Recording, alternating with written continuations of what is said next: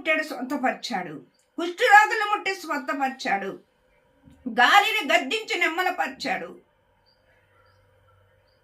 కానా విందులో ద్రాక్షరసంలో నీళ్లను ద్రాక్షరసముగా మార్చాడు. ఇవన్నీ కూడా చెప్పుకుంటూ పోతే చాలా చాలా ఆశ్చర్య కార్యాలు, కనులకు విప్పైన కార్యాలు, చెవులకి గంగిర్లెత్తే కార్యాలు, ఆశ్చర్య కార్యములు జరిగించిన దేవుడై ఉన్నాడండి.